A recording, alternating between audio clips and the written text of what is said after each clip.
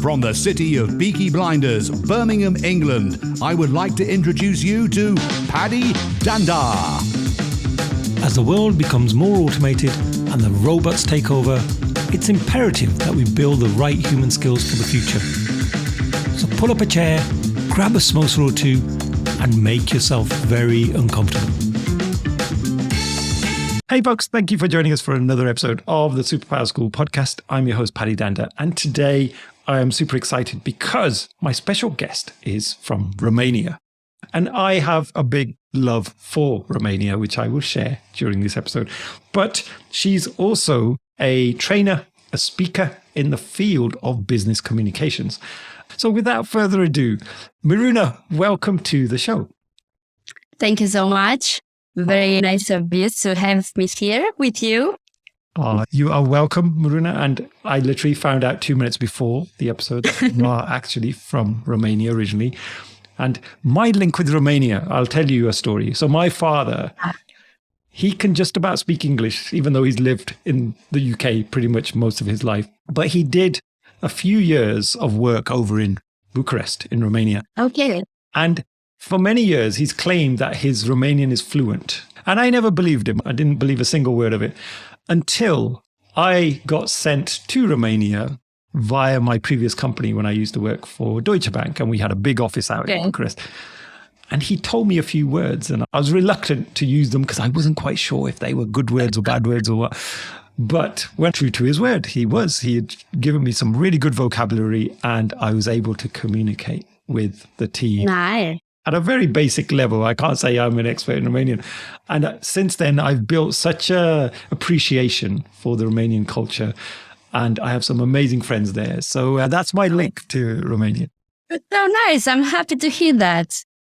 Because I think that Bucharest is one of the greatest cities in Europe, at least. I love it. So yeah, it's nice. Oh, the architecture. Yeah, the people, absolutely amazing. I had such a fantastic time out there. So, but welcome to the show. So, Miruna, which superpower would you like to bring to this particular episode? So I think that I would like to talk about how we can use improvisation theater to improve communication skills in a professional context. Oh, I love that. Sounds complicated, but it's not. I was going to say, that sounds very theatrical. So I'm really intrigued to know more about that topic. But before we jump into the subject matter, tell us more about your background. Where have you come from? What's been your journey? So I am born and raised in Romania. I think, around 22 years old when I moved to Brussels, Belgium. So the following 12 years, I spent them in Brussels. I initially studied law twice because the first one wasn't enough. So I have 2 law degrees. And then at some point, I realized that I was not happy. I was a tax consultant. And I decided to make a change and switch to marketing. And then I started to take theater classes for 5 years. And I realized that theater can actually change people. And I loved that. I've been passionate with communication my entire life, I think. I have always loved the way people express themselves, knowingly or not, because sometimes we just react. And then I realized that theater can actually help us become very much aware of our communication patterns and change them. You mentioned at the start, you're a business communications sort of specialist. What is one of those? Tell us more about what that field is all about. I think that we do not give enough importance to communication in a professional environment, or not everywhere, obviously, in the world. And it is the most important skill that one could be proud of, and is one of the skills that are all the time required in a job interview, for example. But nobody teaches us how to communicate. There are some universities nowadays that, they included that in their program, but not everybody does it. And I learned it the hard way that without communication skills, it can be very difficult to adapt to a new job, to a new professional environment. And basically what I hope to achieve is to help young professionals enhance these skills and, well, just make things easier for them. Because when we're in the beginning, when we're young, when we don't have enough experience, we feel completely lost, especially when we just, we barely start our professional lives and we are in our first years. And it seems that sometimes even more experienced people need such trainings or workshops simply because they were never part of a bigger corporation or of a bigger company, of a bigger organization. And when you are a one-man show half of your life or for many years, you don't realize that actually communication is something you really want to understand and, learn and improve all the way. Got it. So this is where I come in. Yeah. And so when we talk about business communication, is that verbal communication or could it be any form of communication? All of them. Because you can't just improve the verbal communication and be terrible in writing. It doesn't work like this. So we first need to understand which are the types of communication that we all use on a obviously daily basis, how each and altogether affect our relationships, our interactions, even our own growth. And then we go a bit more into depth and we talk about cultural differences, and because it's also our communication in the end, so it's all together. I'm speaking with you right now and, this is okay, verbal communication, but then you can hear in my voice if I'm happy or not, if I get a bit shy, I don't know, you hear all those in my voice. This is paraverbal communication. I gesticulate a lot. You see me, but so this is like all the non-verbal comes and adds on the message that I am delivering to you. And the thing is that we do all these things most of the time without realizing how impactful can be on the other person, because a lot of our communication comes from our background, the people who raised us, our, environment as we're growing up, teachers, friends. They each had a small impact. They each shaped our communication, and it can be good, it can be not so good. And I think it's our job to realize, to identify those communication patterns. What is ours? What is not? What is borrowed? Are we happy with that or not? Does it say something good about us? How do the others perceive me if I do this or that? It's not complicated. It's really a matter of becoming aware and understanding our patterns. Got it. It's fascinating. It's not even always about what you say. It's about really understanding the other person's culture. Sometimes we carry some communication elements with us that were inherited from our, parents who got them from their parents and so on. But back then there was no Facebook. We have no recollection on, we don't have any memories. So it's very difficult to understand. Sometimes we might have the gesture that is very powerful, very strong. It's not necessarily ours. It's difficult. It's very personal, But just to explain myself a bit better, like, for example, I was upset at some point and I was raised by my grandmother from my dad's side, right? And she raised me since I was 2 years old. My parents were still students. And then many years later, my mom asked me, do you realize that when you're upset, you completely shut off? I cannot talk to you anymore. And do you realize that this is something, my grandmother used to do? And I was like, oh yeah, right. Because she does it too when she gets upset with me. She doesn't talk to me anymore. So I just took it and, I became that, but it wasn't necessarily who I was. So when I realized it, I was able to change. that small element, a behavioral element. We tend to pick up all of these different traits along the way, and someone will go, you're just like your father you are, or you're just like your mother. So what does the research tell us? Have you looked at any of the research in this field? Yeah, there are many things out there, but one I find very interesting. It's about actually transgenerational trauma, and it aims to establish how trauma is transmitted from one generation to another. And it seems that it can cross like 7 generations, which is huge. They did this study on the grandchildren of people who went through the Holocaust. We don't necessarily need to talk about that like terrible things, but there are some, traumas or maybe prolonged stress that at some point has the ability to change our behavior, but that means our genes behavior. It's like the anti-COVID vaccines work nowadays. The vaccine teaches your genes to act in a certain way, right? Very simplistically put. But so at some point there was something happened and then it changed the person. And then it seems that was passed on to descendants. And I find it very interesting because you cannot know that.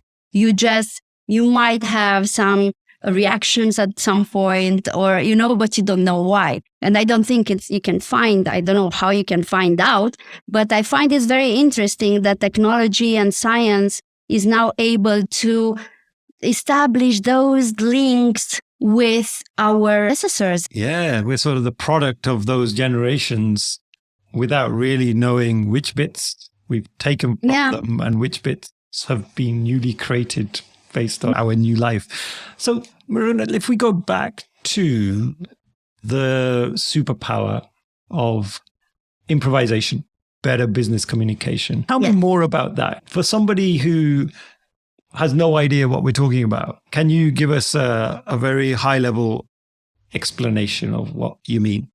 Well, theater makes us become who we're not. It's a challenge, right? When you take theater classes, you are put in this position where you are supposed to be somebody else, another person, and you have to be very real when you do that. It's about being very true to yourself, even though you're not that person. And I found out while taking theater classes, and I could see it around me as well, that doing that, experience such short transformation, it can actually make you understand how it feels like to be on the other side of a communication message. And this is why I took everything that I learned in theater and I put it in communication, and I created these workshops. Because I realized that, first of all, I really don't like it. And I have bad memories from my corporate years when people would come and they would be speaking for 1 or 2 hours and I would be taking notes. And then at the end of the training, I would take the notes, put them on my desk, and a month later just throw them away because I couldn't even remember what that was about. So, and I think that we all learn better when we actually do stuff, when we go through something, when we really experience it, right? So this is the reason why I use so many games and exercises and mostly improvisation theater in the business communication workshops, because I want people to get out of their famous comfort zone and their tranquility corner and experience how it feels like to be on the other side of their own communication. And this is very interesting. I remember that once, so I was working with a group of people and there were two people were supposed to improvise. It's very easy. You just you assign a situation and 2 characters and then people would improvise. And then you add some elements to make it more interesting and to get the wow elements, right? And to get them to actually understand what you're trying to teach them.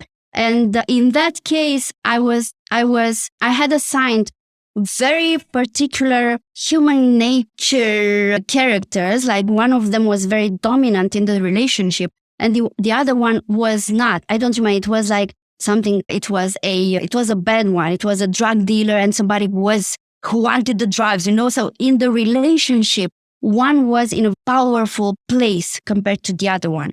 But then I switched. So I assigned the strong one to the very shy and introvert real person, and the other way around. And then they started to improvise. It was very funny because the words would say the right thing, but then their real nature took over at some point. And like the one who was supposed to be inferior in that report was really pushing the other one towards the wall. I mean, they were moving together, but you could see from their body language that one was definitely dominated by the other one, and it was not the right one, you know? So that was super interesting because you can see how powerful our nature really is and how difficult it is to switch places and to be on the other side, you know? So in that case, was the person who was not supposed to be so dominant actually their real personality was quite domineering? He's a guy, like a very confident guy and very outgoing. And he was taking this course, this class of mine because he wanted to improve communication in general, but he didn't have any self, like the confidence issues whatsoever. So yeah, he was supposed through his role in the role playing to be a very needy person, and he was only verbally. Otherwise, you could see that his entire body language was saying, "Hey, give it to me." It was very interesting, very interesting. That's the point, isn't it? I was going to say, you could have probably recorded them, and if you just played the audio, you would have got a very different perception to when you see the visual side. Definitely. I think I saw at some point, it was a Michael Jackson video, but it was not like a music video. It was some stuff recorded, and it came in some feed on I don't know where, and it didn't have sound. I remember it because I showed it after in my class, and it seemed that she was yelling and as if she was very angry. It was not at all the case, but not at all. So you can see that it's all together. Only when it all comes together, we can deliver a full and accurate message to the other person. And by message, I mean everything. It can be even written on the phone, on video, like anything. But yeah. Yeah, it goes back to your point earlier about communication being more than just words. There's the body language and there's, other elements as well. So bringing them all together, you get the picture of the message. I call it business communication, but this is also something that we need to take into account. We cannot just improve our business communication and like be terrible when we communicate with our partners or family or friends. It everything improves because suddenly we become kinder, I think, more curious, more tolerant. We start to understand, where they come from because we start to understand where we come from. And so in terms of this as a technique, is this something that anybody could do? Absolutely. Right. Sometimes when you hear about certain cultures, I'll give you an example. In England, when we see the Americans doing high fives and they're all very loud and all of this kind of stuff, many Brits will go, "Oh my God, I could never do that. Like, that's not me." Yeah. Because we're just come from a different culture. So improvisation, I guess, could be quite scary for some people who aren't used to putting themselves out there in that way. How have you found your students? Have they predominantly embraced the approach, or have you seen some challenges there? Yeah, I have. I always tell people in the beginning that they do not have to do anything that they don't want to do, because sometimes it can get very personal. And sometimes it can really, make you suffer. Not like, I'm not talking about suffering, but definitely it puts you in an uncomfortable position. And I remember that once there was this boy who was very shy, very introvert. One of the exercises was to just be in front of the group, because I use group pressure a lot. I think it brings a lot. I mean, it's really valuable, right? And you're supposed to just be in front of them, and you can do whatever you want, just as long as you stay there. But then everybody is required to look at you and not say anything for like a minute or two. And for somebody who is shy and who is not comfortable, hates being self-conscious like that, it can be hell. And I remember that once this boy told me, I wanted to cry and I wanted to leave. And I was like, why didn't you? I mean, you knew that you could have, but I think that something in him wanted to, made him go through with this. And I remember that people told me several times that it's kind of a comfort to realize that we are all the same. The difference is that some of us are better at hiding it, or they had the opportunity to practice more. Right? Like, speaking in front of a crowd or interacting with people, others were in front of their laptops because this is their job or whatever. But I mean, we're all just as uncomfortable and shy, and we all have insecurities. Some are just better at hiding them. That's all. I really think that. It sounds like the work that you do really gets people to self-reflect and become more self-aware of what they are actually like. Like as an example, even on this podcast, for me, every time I edit an episode, I'm doing lots of self-reflection because first I've got to listen to my own voice, which is very cringy, by the way. Everybody hates their own voice. All of us. I think we all hate it. And then I sort of start to critically think about, why did I say that? Or why didn't I say this instead? Why did I react that way? What was I doing with my body language? Some of my friends always make fun of me on my podcast. They ping me afterwards and they go, why do you keep just nodding your head all the way through? I'm like, what do you want me to do? Just sit there like that? Like the guest will feel like I'm not even listening or I'm just a robot. It's so hard to know like what is the right thing to do and how to react. But there's a lot of self-awareness there. Would that be a true statement? Is that some of the key elements that come out of some of your sessions in terms of the outcomes? We talk about self-awareness. If you're not self-aware, how can we, if you don't know what are your best features or your limitations, where you have some room for improvement, right? Because you're like, okay, I know I have so many flaws and I try to work on them. And some of them, I will never be able to overcome them, to correct them, because maybe they're part of some emotional place where I don't want to go now or whatever. But there are others that I can correct. And if I can correct them, I was so proud when I managed to do that. And then I gained more respect towards myself. And it's only when you respect yourself that you can respect others and others will respect you. I sound like one of those people who are so passionate and they're like, everything is that, but I really think that everything is communication. I love that, Miruna, because that's something I say to some people. I had this lady who was at the Building Business Capability Conference, which is one of the big business analysis conferences earlier this year. It was in America, and she was doing a talk for the very first time at that conference. And we were just talking a day or two before her talk, and she said, hey, Paddy, I'm so nervous. I don't know how my talk's going to go. I feel like an imposter. She's talking about all of this stuff. And I said exactly the same thing to her. I said, you know what? I said, wake up in the morning, look yourself in the mirror and say, I am a superstar. Now, I know I'm taking it to the extreme.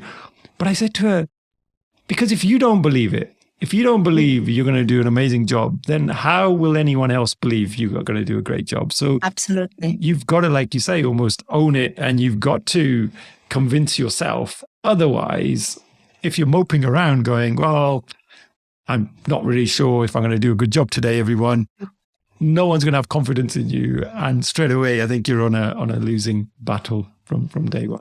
Absolutely. I come from far, far away. When I was a kid, I was so shy. I would always, I would not not playing with the kids who appeared like very, outgoing and extrovert, and I don't know. So later on, I was the same in my teenage years. I was the same as a young adult. And then I worked for a while as a tax consultant for Deloitte Belgium, and it was in the international department. So we were like from all over the place. And then we were supposed to present a case, like a business case, once a month. And I had to do it. And I remember that it was such hard work to get it done right, because in the beginning my voice would tremble and I couldn't feel my legs, and it was only like 40 people in the department. It was not like a huge crowd, but of course, and I knew all of them, I knew them, but it was not the same, right? When you're in front of them, so at some point I had managed to control my voice so it didn't sound scared and as if I wanted to like run away. But then my hands were still shaking. And I remember that I had a sheet of paper because I was reading and my hands would tremble like crazy and my voice was very stable, but it was so weird. I was feeling so if I could do it, anybody, like I was terribly shy. Like terribly shy. So if I could do it, if I'm able to be on a stage right now and talk to people, and anybody can. You're doing fantastic. Coming from where you said you were in terms of that mindset to what you're doing now is phenomenal. You've kind of gone from one extreme to the other. So fantastic. Well, yeah.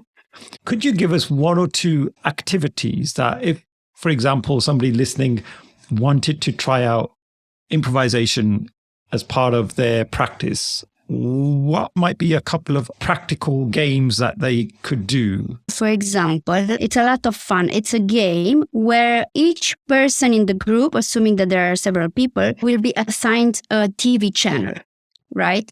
And then they are supposed to take the same piece of news that they have written on a piece of paper and broadcast it, but taking into account the tone of voice of that specific TV channel. And obviously, it will be very different from going from, I don't know, MTV to Euronews and, Eurosport or whatever. So this is a way to become aware of how we broadcast our messages, because it's the same thing, like, for example, being in a meeting, in a business meeting, and I don't know, inviting someone to speak. You can send all kinds of messages from you go. You can say, no, you go, or you can say you go, and then it's completely different. This is a game. There's another fun one. This is very interesting. People should be aligned in 2 rows facing each other, right? And then I bring eggs, preferably boiled, because otherwise it would be a mess. And they are supposed to throw one egg from one another, and from the first one to the last one and back, right? More frequently than not, it happens then that somebody will drop the egg. And what happens, and is very interesting to witness, is that it's not the person who drops the egg that is not paying attention, but generally the one throwing the egg. And now, if we were to apply this in our professional lives, it will translate like this. Do not, ideally, give feedback to someone unless that person is ready to listen and assimilate your feedback, right? In theater, that would apply in don't say your line before the other person is ready to respond.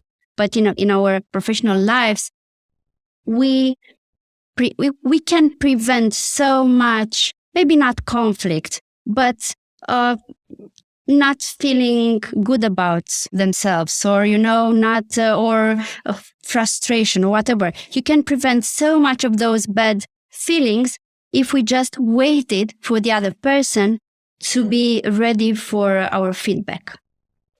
This is an example. Oh, I love that. I absolutely love that, because it's such a important message. Great learning point.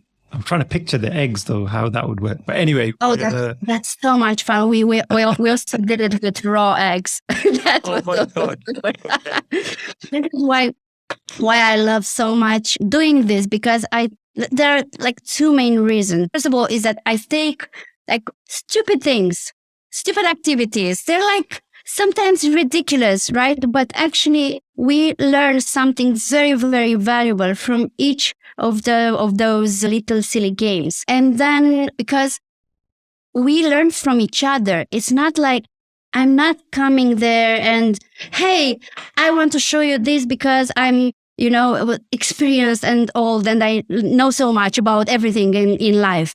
No, I am so amazed and surprised each time to learn from everybody and to witness their emotions. And it's just amazing. It's beautiful. I love it. Yeah, so if you're a professional egg thrower, you're not allowed in. When you actually do improvisation theater, when you take these improvisation techniques and you apply them, they're very interesting because, like I said, you just force people, you get them to a point where they're supposed to be someone who they're not. But then you add all kinds of layers and I don't know, you can increase their conflict management skills by teaching them how to prevent or how to deal with conflict using this game. So it's very interesting. Oh, fantastic. Thank you so much for sharing that. It's given me some inspiration for sure. Are there any books you would recommend if somebody was interested in improvisation or theatrical improvisation or even business-related improvisation? Is there any books that you would recommend? There is a book that is very, very interesting. It's called The Culture Map.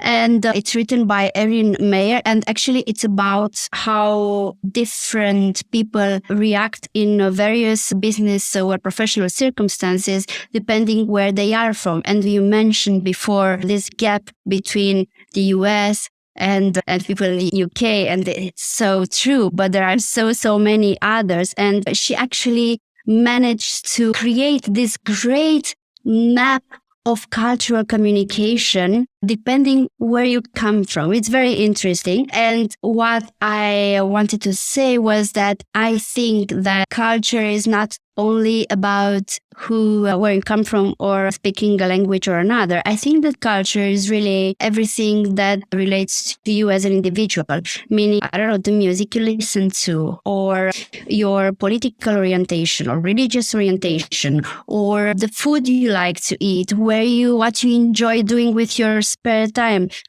I think that this is all related to culture, which means that we're all very different. And which also means that it requires a lot of tolerance and huge curiosity to bridge those gaps between one another. And that we should do that. Oh, I love it. Excellent. Thank you so much, Miruna, for sharing that. I think that's a whole episode in its own right. So maybe we'll get back again on another episode to talk about that. But thank you so much. It's been a pleasure speaking to you, Miruna. Same here. I had a great time.